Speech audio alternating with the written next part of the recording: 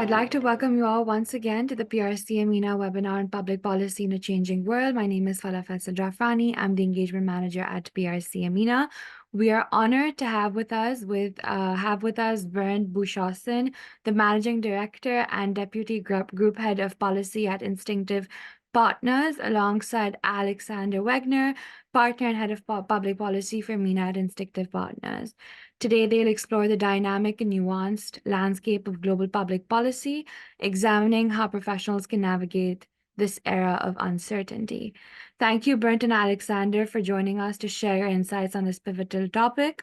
I would now like to request Alex to take the discussion forward. Thanks very much, Fala, for the very kind introduction. And thank you, of course, to PRC MENA as well for having us today, and Monica for bringing us together for this, what we think is a timely conversation. We thought it's a great time, as I said, to talk about public policy. When Bernd and I looked around the world, we saw essentially two megatrends. One was the energy transition and all the many issues that come with it. The second one was what we think, or what we would call, is the proliferation of technology, and AI certainly seems to be getting a lot of attention those days. And when we thought about those two trends, we felt that public policy was really front and center, shaping those two trends, and needed, not always getting the kind of attention that it needed. At the same time, when we look at the world, we see a changing world.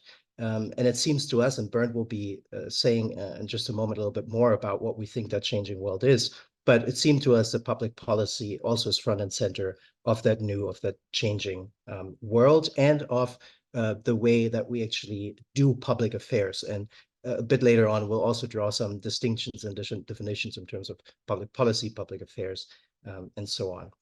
And the final reason why we thought this was an important topic is that sometimes when people look around the world, there's this notion that public policy, public affairs, that's very typical of, let's say, Western Europe and North America. But here in the region, it might not be well established, or it might not really exist. But we actually felt that looking at some of the events in the recent past, this was really doing a disservice to public policy and public affairs, and a disservice to the region. If we look at the events of last year, COP28, where policy was really front and center, if we think about what the region is doing in terms of AI, with the Falcon large language model, with His Highness Sheikh Mohammed bin Zayed recently launching the AI and Advanced Technology Council, with MGX recently being formed as an AI company out of the UAE. There's certainly plenty going on in this region on the policy front. And so we thought it's good to have that conversation. And of course, we've seen all these discussions around energy transition, AI at Davos with His Excellency Omar Sultan Al Alama as well. So that's just as a little bit of context as to why we thought it was important to talk about public policy. Before I hand over to Bernd, I just want to make a few housekeeping notes as well. We see this webinar really as a conversation, initially a two-way conversation between Bernd and myself. Of course, we're part of the same firm, Instinctif Partners. We're part of the same group, Public Policy, whose deputy head Bernd is. And we're also happen to be both Germans, but living, of course, in different parts of the world. And with that come different perspective, different views. And we thought a conversation was a great way to exchange, to hear from each other, to learn from each other, and to also have a healthy debate. But at the end of that two-way exchange, we also want to hear from you and from everybody who's dialed in. So we'll leave plenty of time, probably around 15 minutes, for question and answers, and we'll try to wrap up our conversation within 30 minutes or so. So I think that covers why we want to talk about public policy, some housekeeping items, and I want to hand over now to Bernd. And Bernd, I want to ask you, of course, the topic of our conversation is public policy in a changing world. When you look at the world today, what do you see? How's the world different? Why is it changing? And why should we care? Okay, well, thank you, PRC MENA, first of all, for hosting our conversation today on this important topic. And thank you also, Alex, for the introductions. And so, yes, indeed, we are looking at the time of change. And you mentioned some of the policy changes that are key to shaping our societies wherever we are. But perhaps one thing that has been on my mind over the last, well, not just couple of years, but more than that, like many years back, actually, is the fact that we are really we're living in a change where geopolitics are getting into the forefront of the agenda again. Why am I saying again? The reason being, if you look at the world today, it's far more hostile than we had over the last 20 years, perhaps. I recall I was born and brought up in Finland, and as a small child, we would travel to my grandparents in Germany. And in the mid-80s, I was always excited to be in Germany because that was the area where my grandparents lived. You had the NATO jets doing their rehearsals, training flights. And I would, as a small child, hear that big noise of the jets thundering through the sky. Then come the early 90s, and that sound was gone.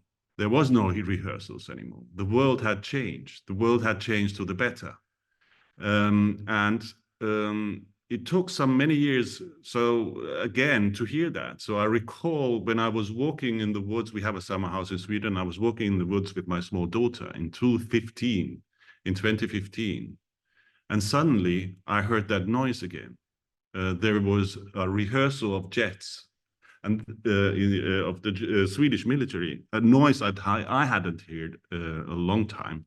And my daughter said, Father, what is that? And I had to explain to her what the noise was. So now that was the moment when I said, okay, the world has really changed. That was obviously after the Russian invasion of the Crimea. So geopolitics is back on the agenda, and it really is shaping how we need to work across borders. The age of consensus is gone. So we need to be looking at ways of dealing with each other, taking into the geopolitical aspects into consideration.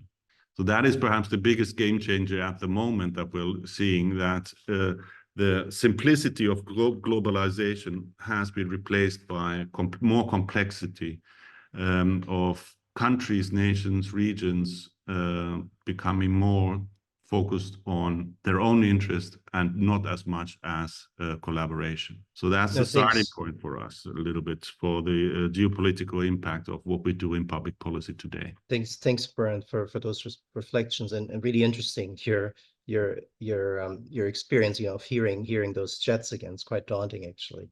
And I guess I have a similar view when I look at the world today. I suppose, roughly speaking, I see six features, somewhat of an idiosyncratic list, certainly not an exhaustive list, but the six things that I see when I look at the world, and it's very much aligned with your perspective as well, is one, the shift to multipolarity, and I think that's a quite drastic shift. We've probably seen in the post-World War II order, different orders, so to speak, over time, starting out with bipolarity between the United States and the Soviet Union throughout the Cold War. Then when the Berlin Wall actually fell in '89, much more shift towards U.S. hegemony. And famously, or perhaps infamously, Francis Fukuyama, of course, writing his article about the end of history, right? This age of liberal democratic values and free market capitalism, which obviously wasn't quite right. Then the dot-com bubble bursts.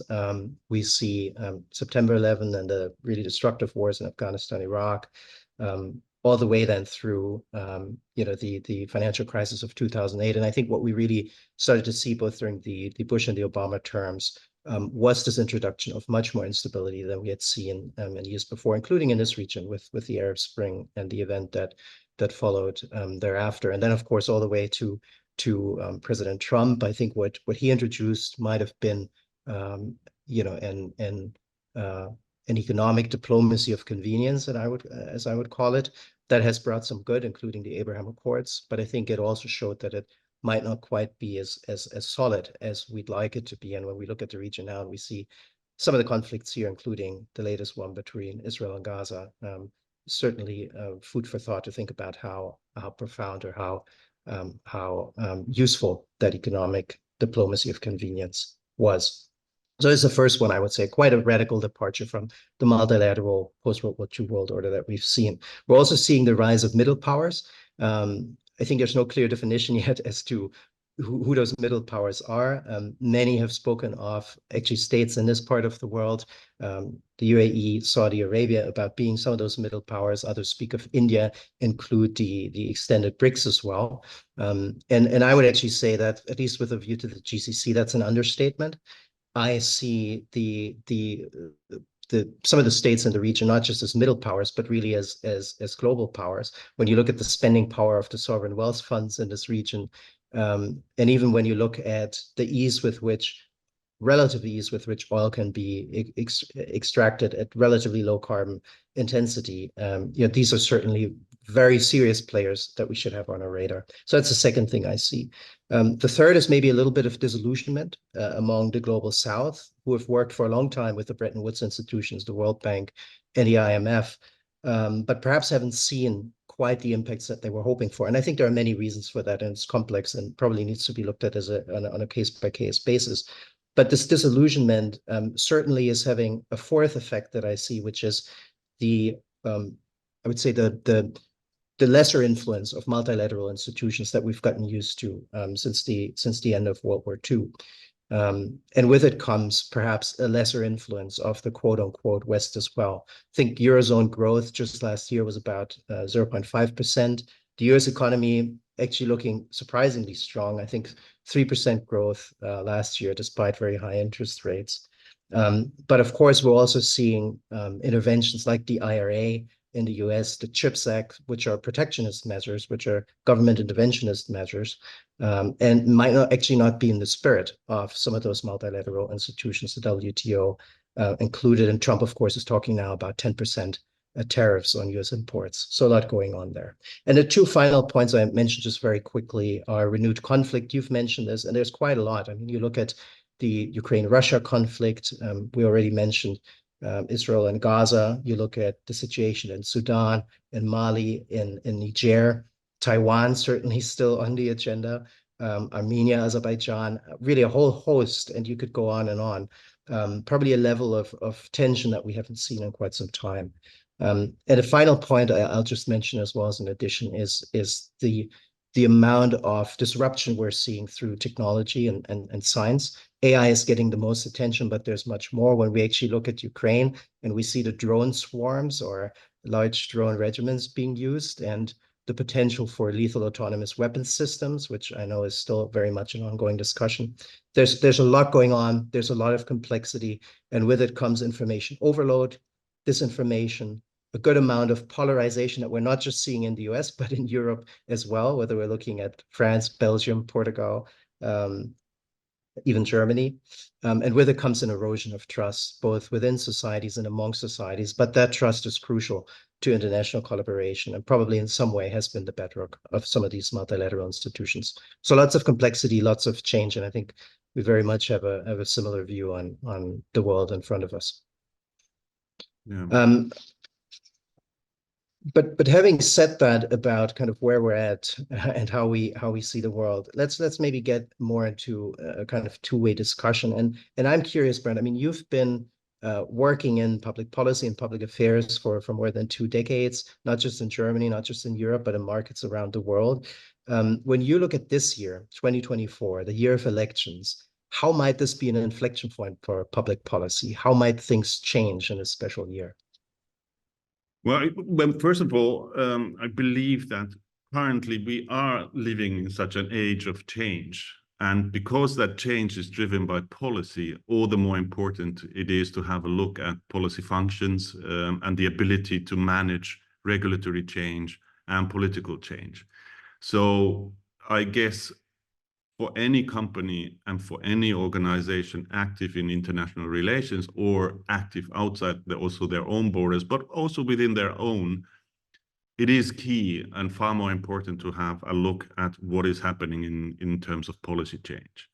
But yes, we are looking at a world where we have, I think, about 70 plus elections taking place across the world. 4 billion people or more are going to the polls. And with that, many things are at stake. I think many things that we took for granted are at stake, especially if I look at Europe and the US. We have the EU elections coming up. We have the US elections, we have the UK elections, and next year we have the German elections. Many of these elections will have a very deep impact on how policy will be done in the future. My fear is that it's going to be far more navel-gazing, far more, let's say, looking at national interests even more than over the last years, and that there is a risk of a very strong right extremist policy focus in the near future. But ultimately, I do believe that the key element there is that the fundamentals are at stakes. The fundamentals that we believe, they've always been disruptions over the years, but the fundamentals of international collaboration are at stake. And that international collaboration has been at the heart of actually really promoting prosperity across the globe in a way we never imagined before. But that international collaboration has been increasingly sort of being replaced by zero-sum games that only if I win will I be satisfied with whatever that I'm doing. So that is perhaps an inflection point for the importance of public policy and our roles. Our roles are also increasingly important because there is so much more instability and volatility in the system.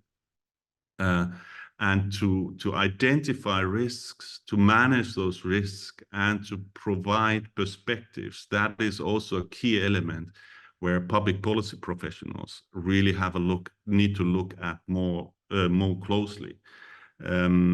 We do believe that the short-term view of, let's say, domestic policies and policy change is no longer really sufficient. You have to have a far more broader look into the world, into many years of perspectives that you have to cover rather than the here and today. Having said that, though, we also need to be aware that the here and today, what we do today has an impact for many years, and it has impact not only here, but also elsewhere.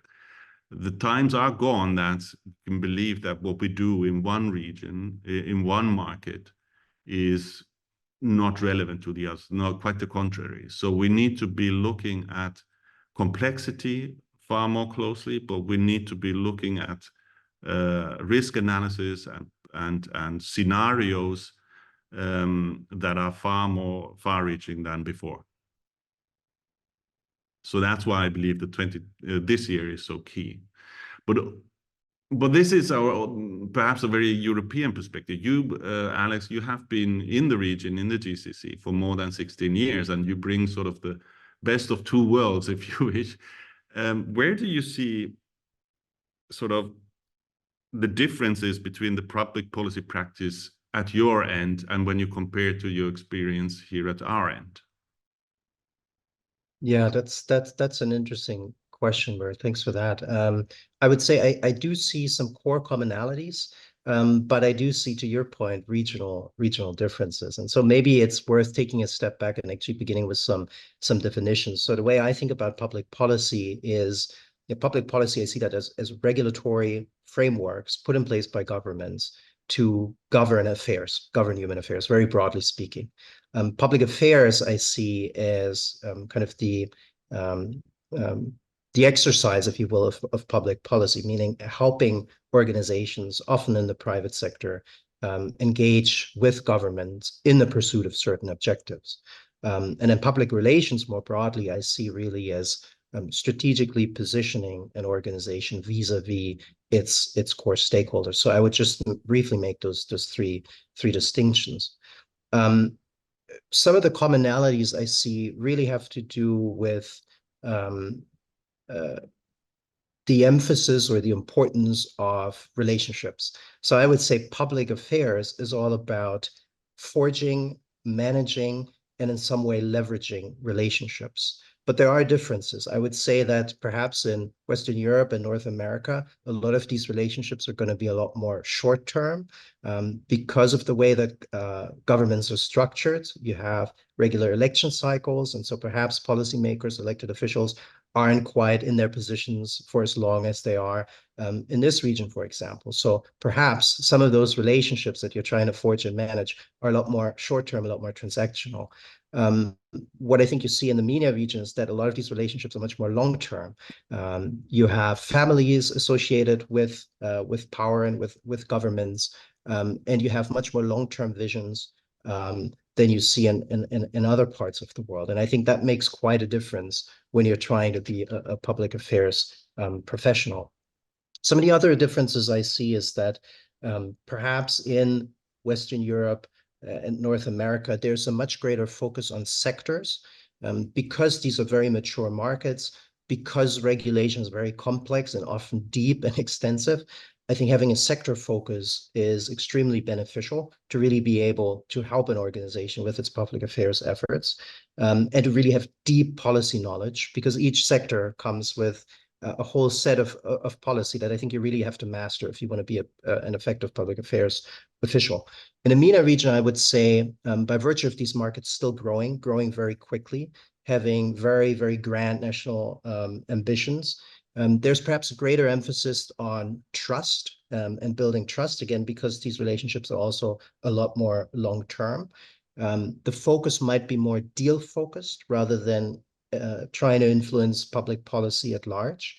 And I would say, and that might be interesting, there's a lot more room for co-creating policy. If you think of a project like NEOM, which is working with some very advanced technology, trying to perhaps do things that haven't been done in other parts of the world, you in some ways have a little bit of a blank slate. And I think there's a lot of openness among governments here to have those conversations, to really jointly share expertise and come up with policies that are most effective and that create the most friendly business environments. And the final thing I would say is there's perhaps also a greater emphasis on enablement, policy as enablement. Policy as a way of achieving very large-scale national development agendas rather than policy as guardrails. And again, I think that just has to do with different growth, different economic dynamics between, let's say, Western Europe and this part of the world. But what we see day to day as the public policy practice here in the region is certainly a great demand for market entry support and a great demand for investment attraction support. So those are probably the policy priorities here. Okay. Well, there is obviously the aspect of policy focus here as well, obviously, but it's, as you said, often focused on ourselves. It's also a natural thing, obviously, because of the market size, and the closer you are to headquarters, the more important your analysis is going to be if you're at home turf rather than somewhere else. However, I do believe that that we need to have a far more global focus on what we do, because what I mentioned before is that we have to be far more strategic in our thinking because of the fragmented regulation that is involved in an increasingly complex world. One size doesn't fit all. So we really need to be looking at how do we align these different policies across borders and across regions. However, I do also believe that the traditional way of looking at public affairs or public policy is changing. We need to be far more creative in what we do and far more flexible in terms of policy focus. Now, I have a question to you.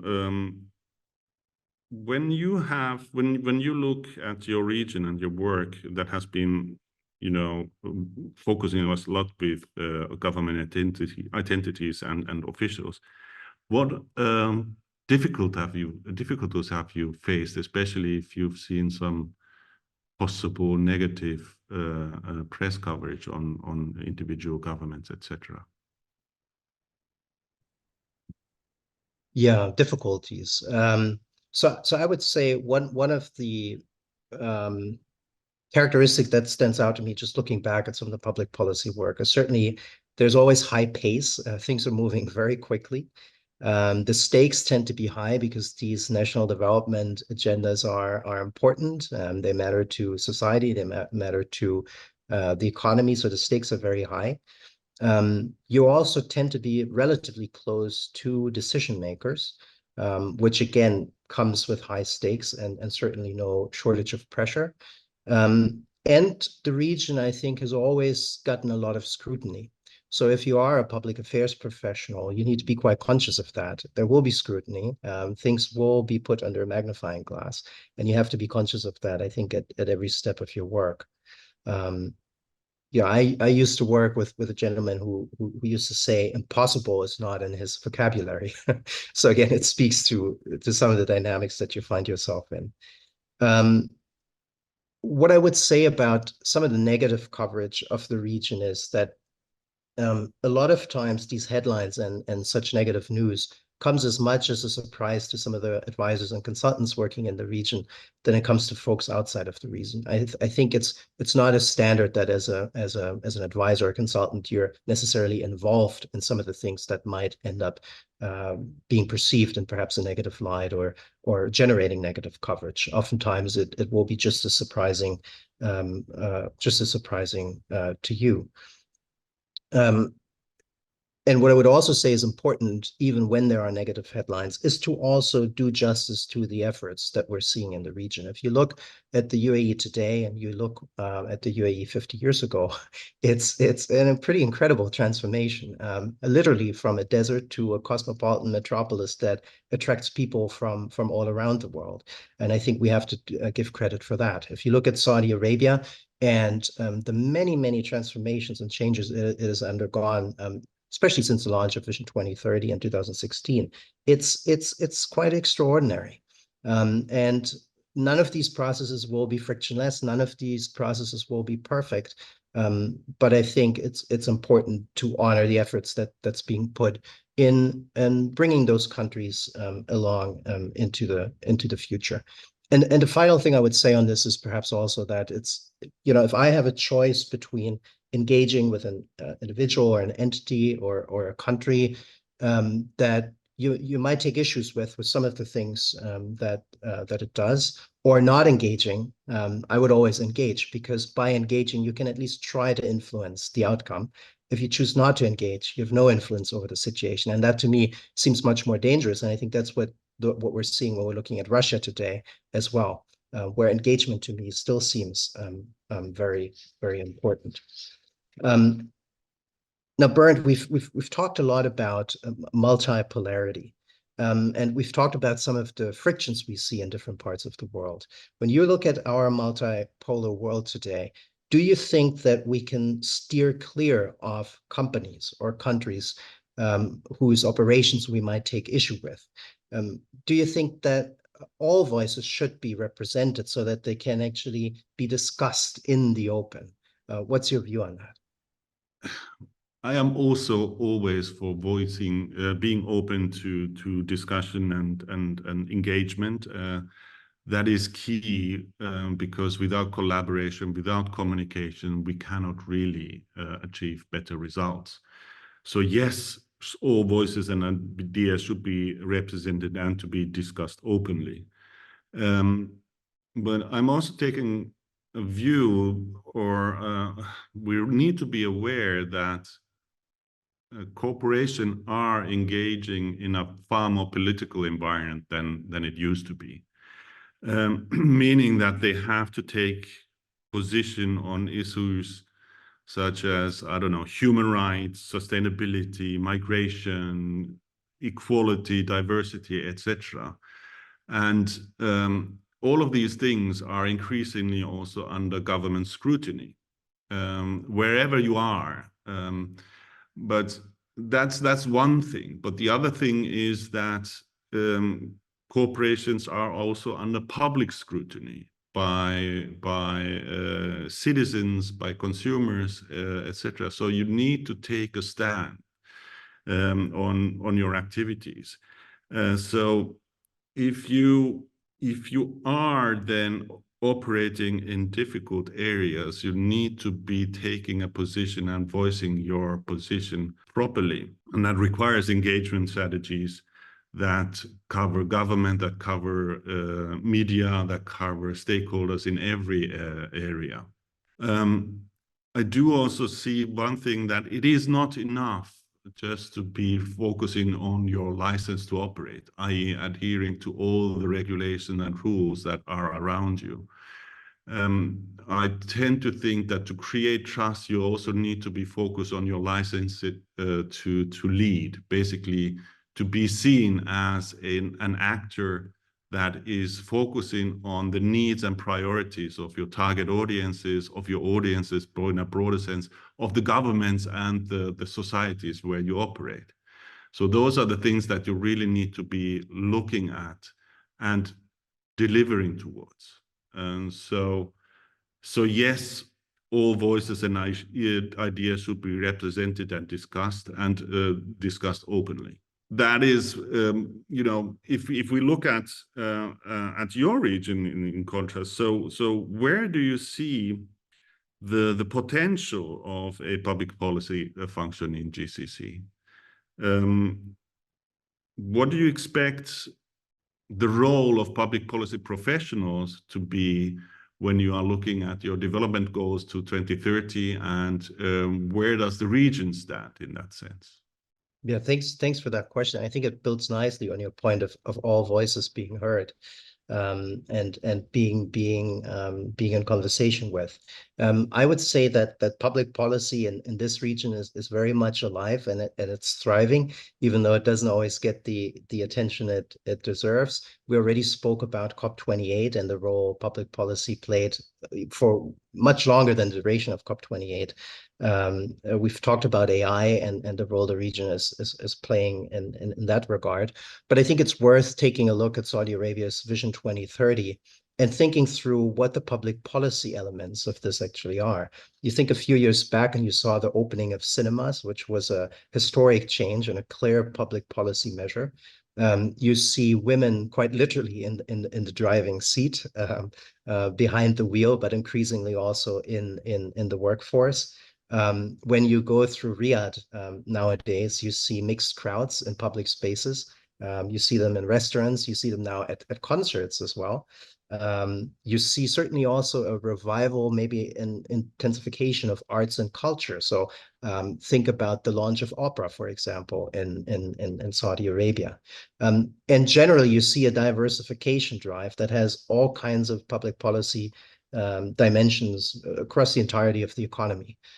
So I think public policy is front and center. It's shaping the region, and Saudi Arabia is just one example. Another example we could take is Qatar. Qatar hosted the FIFA World Cup. I think there were lots of skeptics in the beginning. I think it's fair to say that it did a rather impressive job at hosting the World Cup. And that also came with all kinds of policy questions. How do you bring together people from all around the world with different views, different values, different habits, different practices, and have them coexist and interact together peacefully in a stable environment at a large-scale event like a World Cup? And the fact that Qatar managed to do that says a lot about the way it thought about how to structure those interactions in public policy. Again, I think was key to this. And the final point I'll make here is just the importance of the energy transition, especially in this region. And I think one aspect that doesn't get talked about as much is, as we see economies in the region change, what will that do to the relationships between the people and the government? How will that change expectations on both sides? How will that change the way we think about obligations towards one another? And also, how do we actually think about, as a government, about preparing the population for the future of work? How do we educate people? What does work look like in the future? What does leisure look like in the future? And I think as the energy transition continues to pick up pace, those are going to be some of the public policy questions we'll have to grapple with, both in this region, but I think also in other parts of the world where we'll see similar changes. Well, and I suppose, Bernd, I have, yeah. on all those positive aspects, what would you see? What are the key pressing public policy issues at your end? Whether it's the Middle East or even beyond. Yeah, there's there's a lot to think about on the public policy front, and I would say there's no shortage of hard public policy problems, and by that I mean some of the things we've talked about, AI, energy transition, and so forth. But I actually want to maybe think about a softer public policy challenge that I see. You in your introduction, Bernd, mentioned the complexity of our world, and I think with complexity, at the risk of sounding a bit philosophical for a moment, but with complexity also comes abstraction in a way. So we have concept, we talk about markets, financial institutions, concept that help us simplify that complexity.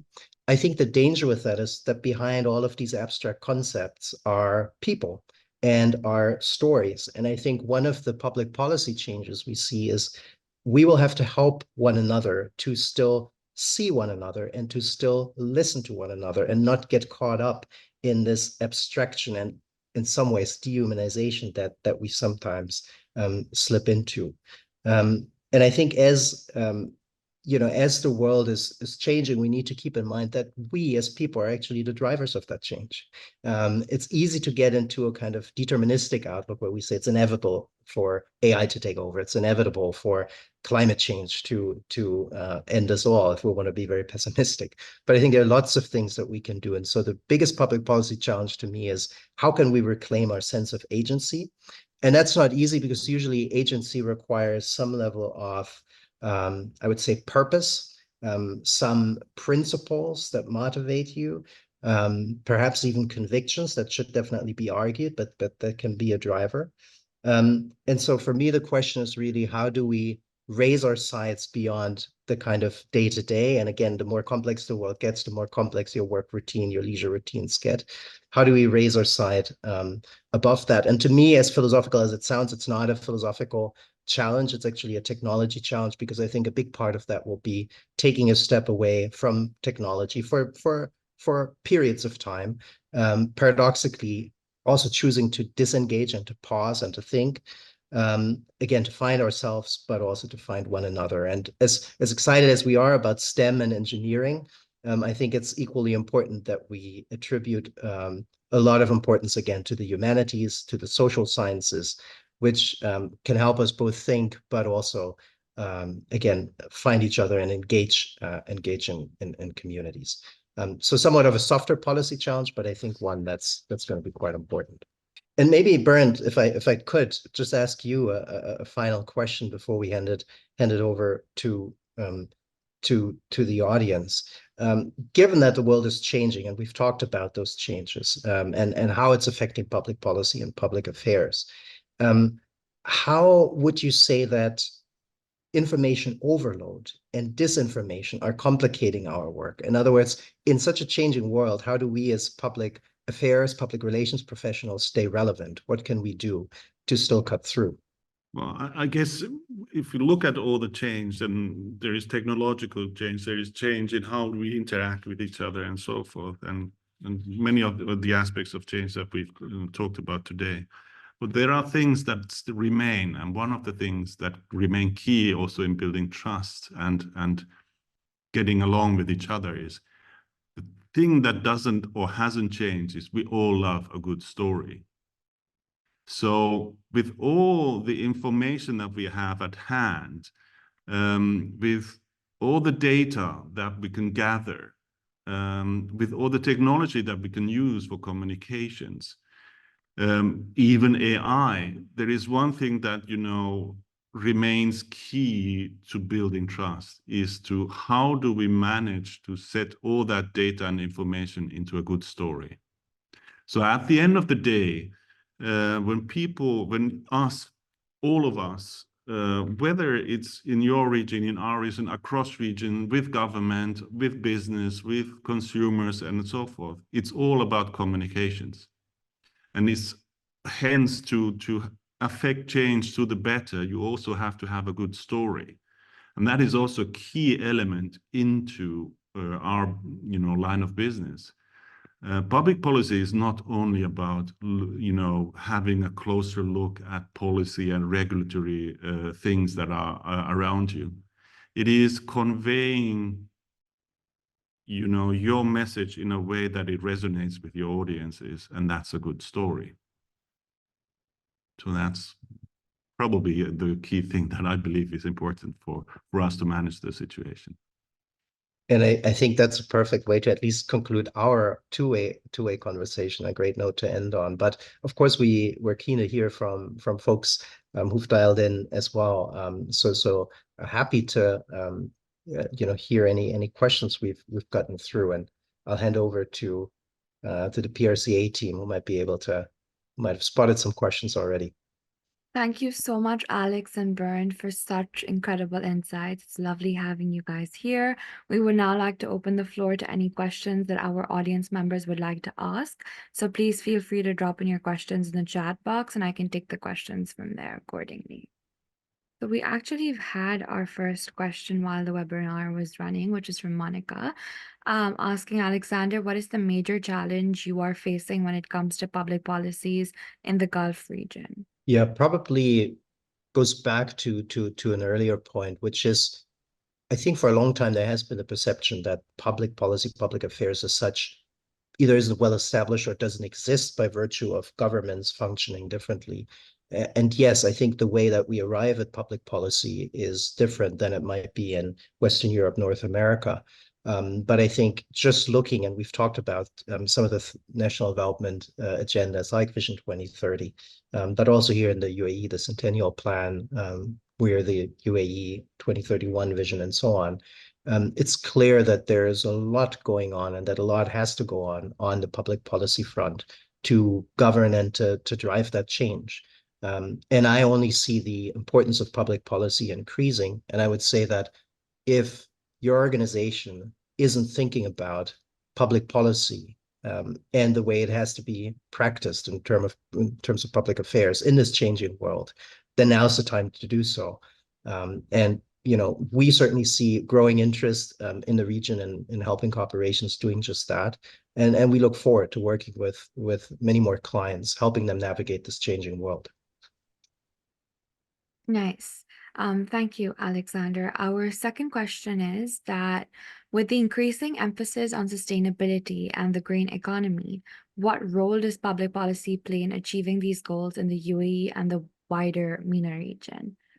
Any one of you that's interested in taking the question can take it. Well, I think it applies to both our regions. So I'm sure Bernd has some thoughts on this as well, but I'll just briefly say it plays a significant role.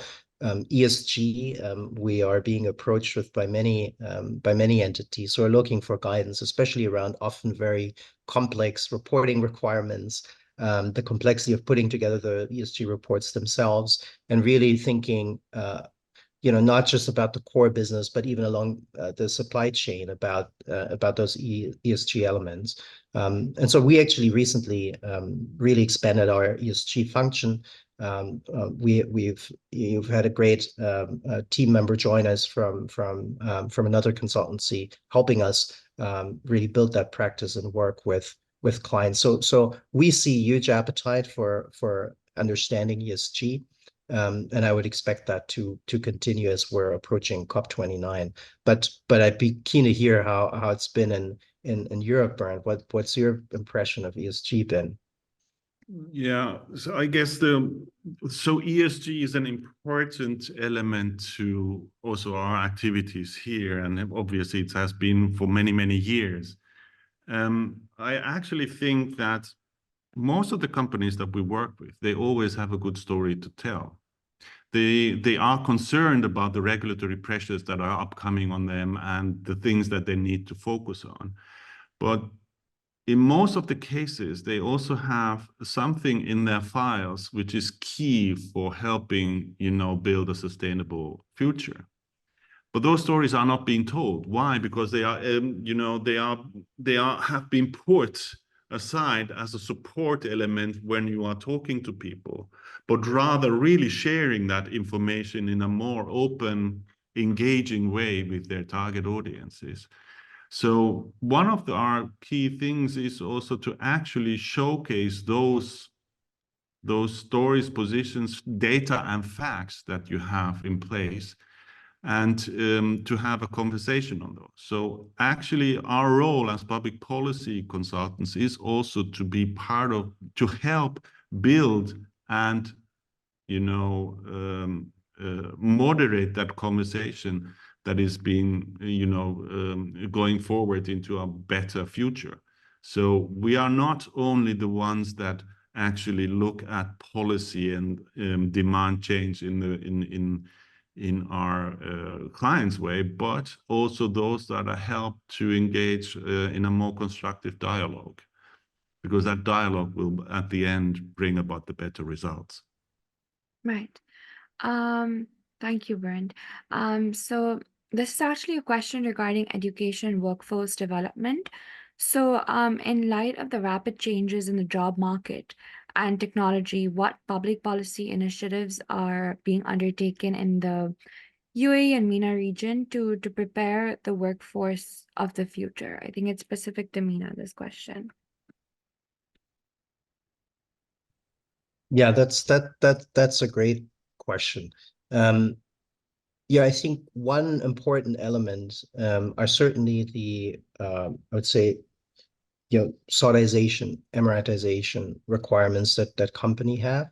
I think that's a critical way to you know, get local talent involved in your companies, in your projects, and I think that's a great way both to benefit from the talents that's in the market locally, but also to help to contribute to talent development. So it's actually mutually beneficial. So that's certainly a great initiative.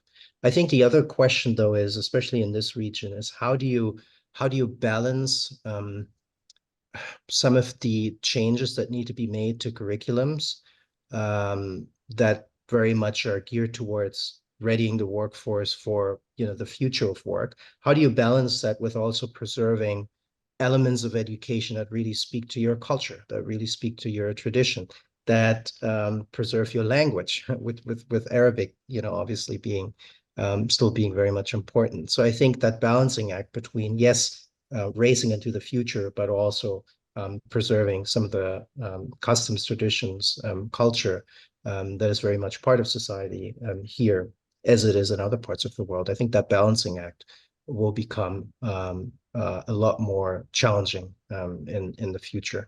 And I think the third piece, and this might be less of a question for educators, more of a question for families, but you know, how much technology is enough for our children? How do we, yes, familiarize them with it and make them, again, fit for the future and for work, but also how do we ensure that they experience things other than technology, and that they don't get trapped, if you will, in a digital bubble, but still have those face-to-face relationships, communication, are engaged in the community, and so on.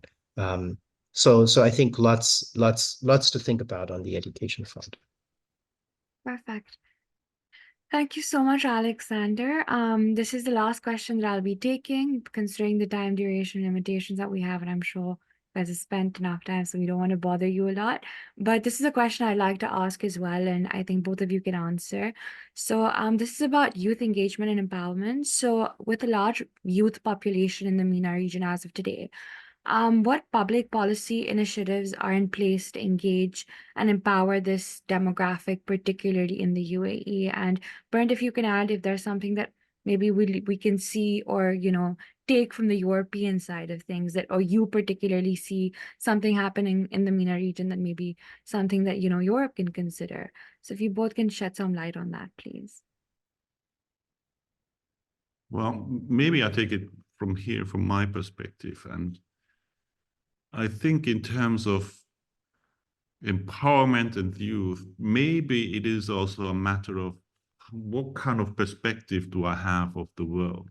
I had a fascinating opportunity to visit our office in in Johannesburg, and ever since I was there, a key thing that I believe is so important to my collaboration with Alex, with my colleagues in Europe, and our colleagues in Africa, is the fact, by the way, we are all almost in the same time zone. We get up at almost the same time. We have sort of the similar biorhythm. And that is something which is super important. We can actually be engaging with each other at the same time always. And that opens a perspective of that we can help businesses, I tend to say ever since Alex has heard this quite a few times already, but we can work from North Cap to Cape Town seamlessly. And if we look at the world that way, things become far more closer to each other. And I think that is a perspective to be given also to empower young people to think of the world as something that is very close and work on that.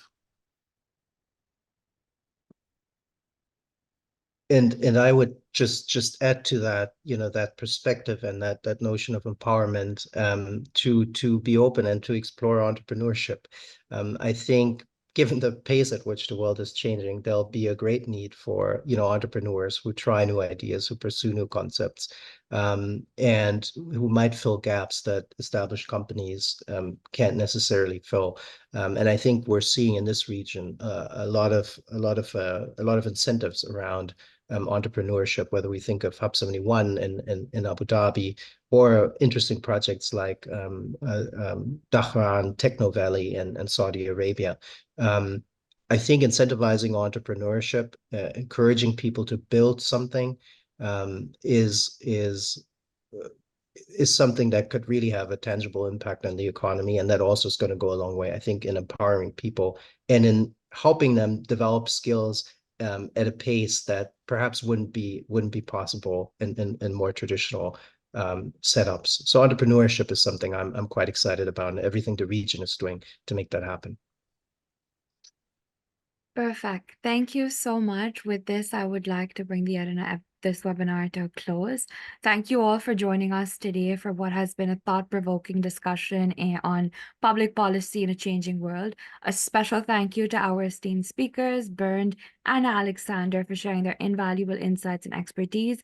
Your contributions have deepened our understandings of the complexities and opportunities within public policy in today's dynamic global landscape. We hope today's webinar has sparked new ideas and conversations among all participants.